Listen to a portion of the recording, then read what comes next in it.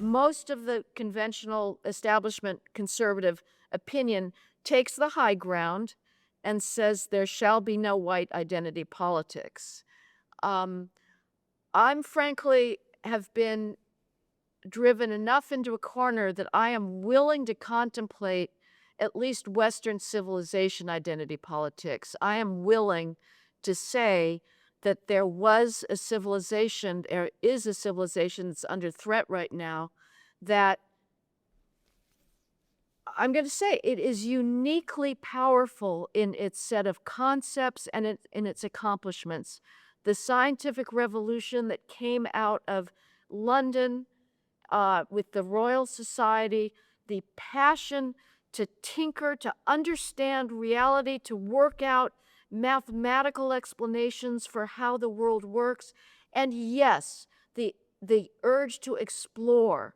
I'm reading a book now that is a chronicle, a set of letters that a geologist, a young geologist, wrote from California. He was brought out by Whitney to do a geological survey because they wanted to map the mineral resources in California to be able to better know where the silver mines are. And they've got quicksilver mines. I'm a Californian. I had no idea that there used to be mercury mines in California. But it is an amazing thing what these guys put up with in their passion to understand and map the geology of California. They would just walk for 50 miles a day through chaparral up the mountains into 130-degree temperatures, not complaining, running out of water.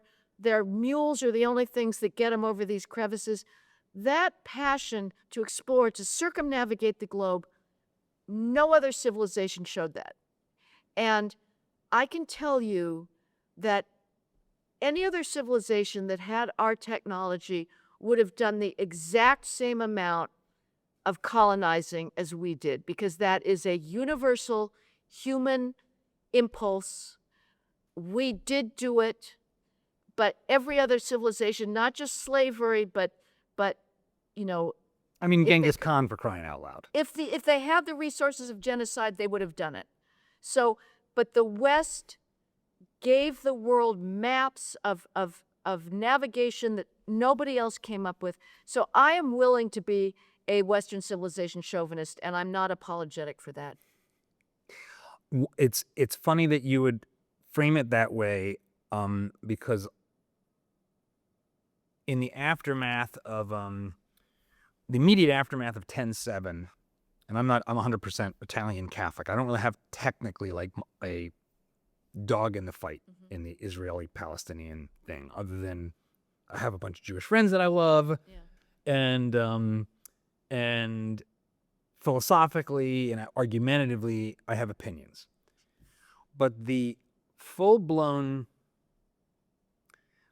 revolt against all the premises of Western civilization that sort of came to a peak with the protests on across the whole Western world in the immediate aftermath of the demonic attack on 10/7 by Hamas, by the official formal government of another region. If that's anything other than an act of war, then I don't know how you're supposed to concoct the notion of what war is. It shook me to my core. It was like, we really are under as a concept. And when I say we, I mean the West, Western civilization. This is what decolonization looks like, was their slogan. And it meant, we're going to kill you all. Land back. All of these slogans struck me, maybe for the first time in my adult life, as being something that we can't just sit on the sidelines and be like, well, free speech, and isn't that lovely? But as a kind of fifth column in our society, trying to destroy it from within. And I've guessed on all the time, I tend to be a rational optimist broadly, but this feels like a fifth column that wants to destroy the society and leave barbarism and return to tribal war of all against all in its wake. Let's go back to being like the Cherokees who were just beheading people. Let's in Australia You know what we're going to do in our as our political answer to trying to further expand universal rule of law and equality under the law? We're going to do dances like the Maori who beheaded people and traded in the heads of the people they conquered. And I'll go on for a little bit longer, but the worst part about that is, okay, if you want to play the old ways game, here's how the old ways game looks. We go to war. Mhm. Whoever wins takes it all. Yep. So guess what we won? Yep. Sorry. Yep. That's No exactly land what back. You lost. Absolutely. You lost. Absolutely. Those are the old ways rules. Yep. It's not Marshall Plan. That's not the old ways rule. It's not, oh, you invade us in 1967. We take the Sinai and West Bank and all of this, and we give it back for some reason. That's not the old ways rule. I'll bracket my rant, but I'm with you. We're better.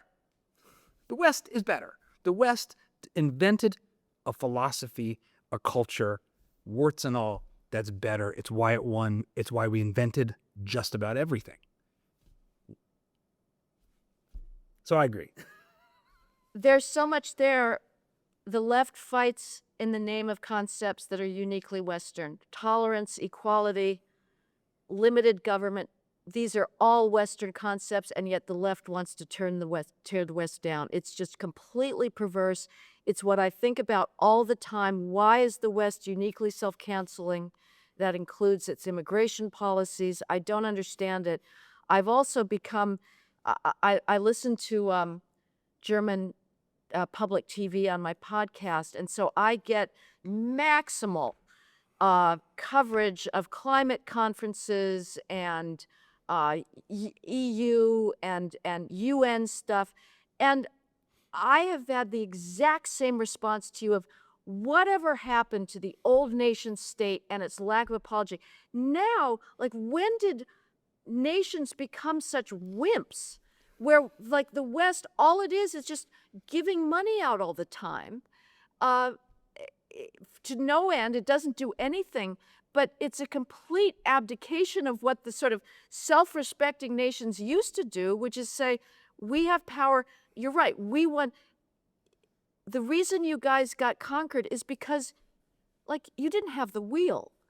Africa never developed writing. Sub-Saharan Africa, in millennia, it never developed writing. It had no architecture. If you wanted to survive, how about you develop some technology? What is with these nations? When did it become the norm for at least a certain group of nations to be so completely unself-assertive and just view themselves as ATMs for the rest of the world? It is very perverse. Is And- it guilt?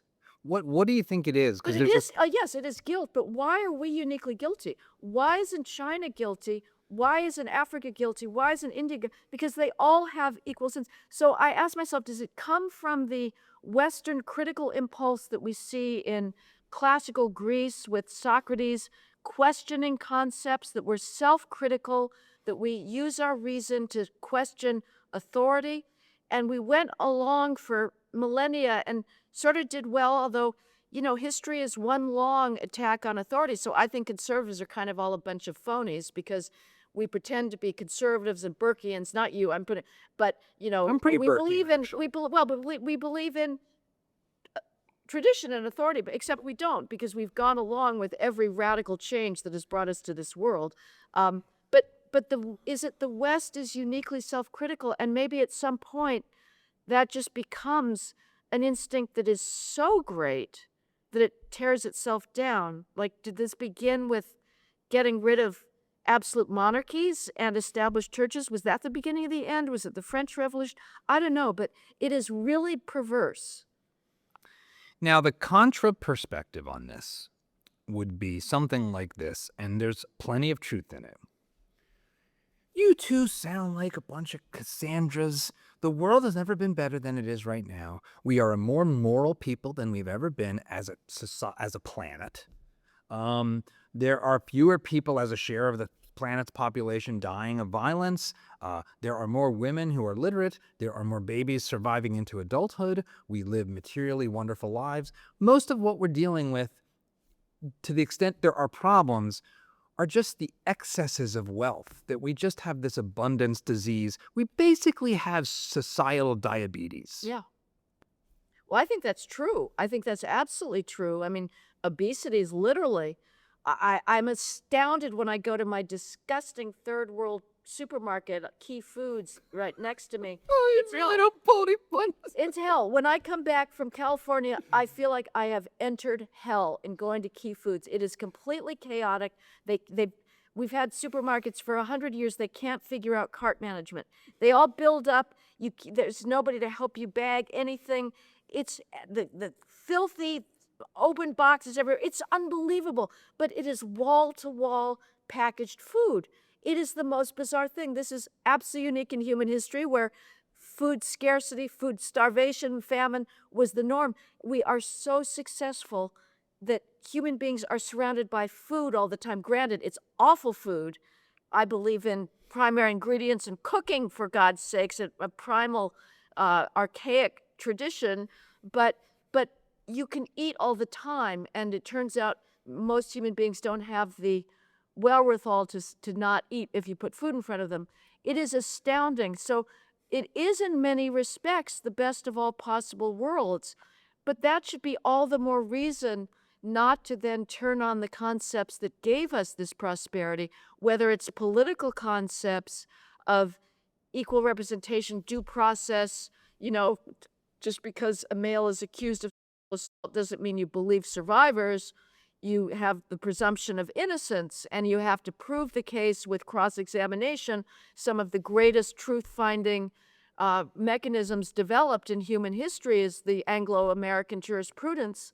You don't tear that down. You don't say that science is racist and do Navajo learning circles. You don't repatriate archaeology because somehow this is preventing Native American, the archaeological remains which are being used to understand human history, because somehow Native Americans are being held back because there's a skull in the Natural History Museum, and you don't pretend that we have things. I'm sorry, there is nothing to learn as far as solving biological problems from Native American so-called science. It was superstition. We were superstitious. I mean, again, reading Gordon Wood and Albion Seed, it took a very long time for the West to overcome fallacious means of thinking, of just association is causation.